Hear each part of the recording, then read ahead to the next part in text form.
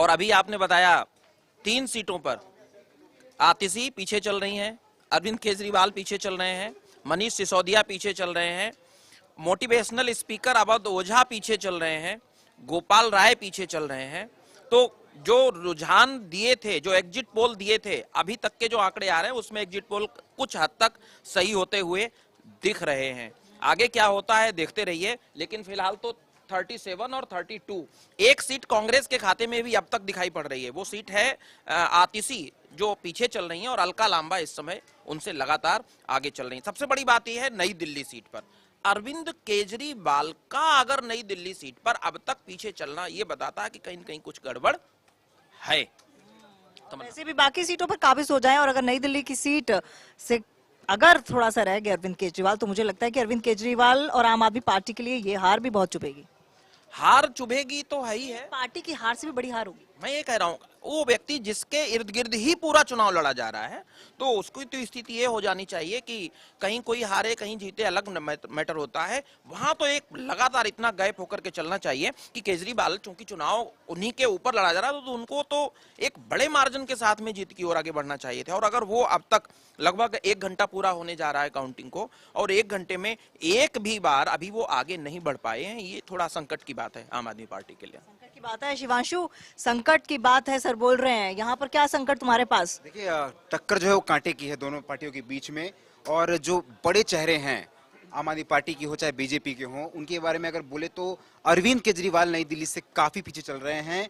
पटपरगंज से अवध ओझा जिनकी चर्चा काफी हुई वो पीछे चल रहे हैं, कालकाजी से आतिशी पीछे चल रही हैं, जंगपुरा से मनीष सिसोदिया पीछे चल रहे हैं, बदरपुर से बीजेपी आगे चल रही है, और राम सिंह नेताजी जो हैं वो पीछे चल रहे हैं। द्वारका वीआईपी सीटों की हम बात करें तो उसमें बीजेपी अभी टक्कर देती हुई नजर आ रही है, या फिर आम आदमी पार्टी थोड़ी पीछे चल रही है? जैसे क्योंकि सर ने बताया कि अलका लांबा आगे चल रही हैं, और ये बहुत बड़ी बढ़त है सर कांग्रेस के लिए। हालांकि अलका लांबा बहुत अच्छी वक्ता हैं, बहुत अच्छा बोलती हैं, और मेरे को लगता है महिलाओं के लिए तो बहुत बड़ा इंस्पिरेशन उनको मानना चाहिए। अलका लांबा आम आदमी पार्टी की विधायक रह चुकी हैं, केजरीवाल की साथी रही हैं। और अगर वो आज, चूंकि एक समय वो था कि जब आतिशी और अलका लांबा साथ में खड़े होकर के कांग्रेस को, भारतीय जनता पार्टी को, सबको गालियां देते थे लोग, आज आमने सामने हैं, 2 सहेलियां आमने सामने हैं, और एक सहेली दूसरी सहेली को टक्कर दे रही है। नहीं भूलना चाहिए सर, हिमाचल में चुनाव हुए तो अलका लांबा ने संभाली हुई थी कमान प्रचार की, और वहां पर भी अच्छी जीत हासिल की, और महिलाओं के वोट बैंक ज्यादा रहे। अलका लांबा को आज अपनी, अगर वो जीत जाती हैं, मैं नहीं कह रहा हूं कि वो जीत रही, कौन जीत रहा है कौन नहीं ये तो आगे क्लियर होगा, लेकिन अभी फिलहाल वो आगे चल रही हैं। अगर वो जीत जाती हैं वहां से, तो मैं कहूंगा कि उनको अपनी जीत से ज्यादा आम आदमी पार्टी की हार पर ज्यादा खुशी होगी। कांग्रेस की बात कर रहे थे तो बादली सीट पर देवेंद्र यादव जो है वो कांग्रेस के वो आगे चल रहे हैं। तो कांग्रेस की यहाँ पे 2 सीटें जो हैं वो दिल्ली में, वो रुझानों के हिसाब से अब तक वो आगे चलता हुआ नजर आ रहा है। लेकिन फिर भी कांग्रेस जो पहले हुआ करती थी, कांग्रेस शीला दीक्षित के जमाने में, वो कांग्रेस इस बार जो है वो पूरी तरीके से फेल होती नजर आ रही है अब तक रुझान के हिसाब से। सर बिल्कुल ये ठीक कह रहा है कि, और वो बात हमने भी पहले करी थी कि जो शीला दीक्षित का ऑरा था वो, अगर मैं बात करूं तो आपको कोई, क्योंकि आपका एक्सपीरियंस ज्यादा है, तो कोई ऐसा नेता आया है एज अ चीफ मिनिस्टर आया है जिसे याद रखा जाए? अगर दिल्ली में आप किसी मुख्यमंत्री की बात करते हैं तो शीला दीक्षित के बाद तो कोई नाम आता ही नहीं है ना सामने। ठीक है, निर्विवाद थी, उन्होंने जब तक 15 साल तक दिल्ली पर सत्ता संभाली, काम किया। आप दिल्ली में फ्लाईओवर्स देखते हैं तो वो फ्लाईओवर्स अगर किसी की देन है तो वो शीला दीक्षित की। मैं मेट्रो पर भी आता हूँ, मेट्रो की शुरुआत शीला दीक्षित के कार्यकाल में हुई। कई चीजें ऐसी हैं, ठीक है, जो शीला दीक्षित के ही कार्यकाल में हुई थी। लेकिन अगर उनका बेटा अपनी सीट पर जूझ रहा है, अगर उनके बेटे को अपने अस्तित्व के लिए लड़ाई लड़नी पड़ रही है, एक माँ जिसको सत्ता से 12 साल 15 साल हटने के बाद, जो कि अब इस दुनिया में भी नहीं है, उनके काम को लोग याद करते हैं, लेकिन उनका बेटा जो लगातार सांसद रहता है और उसके बावजूद भी उसको अपने अस्तित्व के लिए जूझना पड़ता है, तो सीधी सी बात है कि आपका जनता जो है किसी बड़े चेहरे को तभी याद रखती है जब वो काम करके दिखाता है। और आप अगर उसके संतान हैं या उसके काम के उसके आधार पर आगे बढ़ना चाहते हैं, तो मुझे नहीं लगता है कि इस स्थितियों में कोई भी स्वीकार करता है। काम बोलता है, काम बोलता है, तो उसी तरीके से काम बोला शीला दीक्षित का। और आज मैं केजरीवाल की भी वही बात फिर आके कह रहा हूं कि केजरीवाल का भी काम बोला था, लेकिन दाग अच्छे नहीं होते। शिवांशु कह रहे हैं कि संदीप दीक्षित जो है वो वो मुकाम नहीं हासिल कर पाए। जाहिर सी बात है जो शीला दीक्षित ने किया, और विवादों में भी रहते हैं सर वो, तो वो छवि भी उनकी इतनी ज्यादा साफ सुथरी नहीं रही है जो शीला दीक्षित की थी। क्या उनके बारे में समझ में आ रहा है? कि नई दिल्ली से वो चुनाव लड़ रहे हैं और केजरीवाल मुख्यमंत्री हैं, मतलब पूर्व मुख्यमंत्री हैं और आम आदमी पार्टी के वो संस्थापक हैं, वो पीछे चल रहे हैं। तो फिर संदीप दीक्षित तो फिर भी शीला दीक्षित के बेटे हैं, तो अरविंद केजरीवाल को टक्कर दे रहे हैं प्रवेश वर्मा यहाँ पे। तो कहीं बीजेपी ने काफी इम्पैक्ट यहाँ पे दिया है नई दिल्ली में। तो और पूर्व मुख्यमंत्री अगर पीछे चल रहे हैं तो फिर अब संदीप दीक्षित की अगर बात कर रहे हैं तो वो कहीं ना कहीं थोड़ा सा जो है उनके सामने कमजोर पड़ते हैं। और कमजोर तो आम आदमी पार्टी यहाँ भी हो जा रही है। आतिशी पीछे, केजरीवाल पीछे, मनीष सिसोदिया पीछे। अब तक के रुझान के हिसाब से अगर देखा जाए तो ये जितने भी आपने नाम का जिक्र किया उस सब पीछे चल रहे हैं।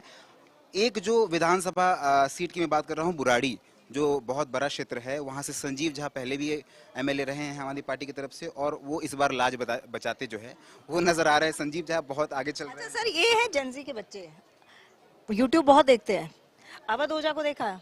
जी बिल्कुल, अवध ओझा देखिए, अभी अवध ओझा कंट्रोवर्सी में भी आए थे काफी। उसके बाद फिर राजेंद्र नगर की जो घटना हुई IAS कोचिंग सेंटर की, उसके बाद से वो काफी चर्चा में आए थे और फिर आम आदमी पार्टी ने उनको पटपरगंज से उनको चुनाव लड़वाया। कहा यह जा रहा था कि वो जो है चेहरा है यूपीएससी और छात्रों के बीच में, लेकिन रुझान के हिसाब से लग रहा है कि जनता ने थोड़ा सा जो है उनको कम वोट दिया। ये वाला फैक्टर बड़ा महत्वपूर्ण है कि वो चेहरा है युवाओं के लिए और जो स्टूडेंट्स हैं, और इस बार का परसेंटेज बहुत ज्यादा था स्टूडेंट्स का जो पहली बार वोट कास्ट कर रहे थे। जो मैंने पढ़ा था, मुझे अभी ठीक से याद नहीं आ रहा, आई थिंक अच्छा खासा परसेंटेज था जो इस बार वोट कास्ट कर रहे थे पहले के उससे ज्यादा। लेकिन अगर उसमें भी सीट से अवध ओझा पीछे रह जाते हैं तो क्या इसको माना जाए? क्योंकि कहा तो ये जा रहा था कि युवाओं के बीच का बहुत अच्छा चेहरा है, फेमस चेहरा है।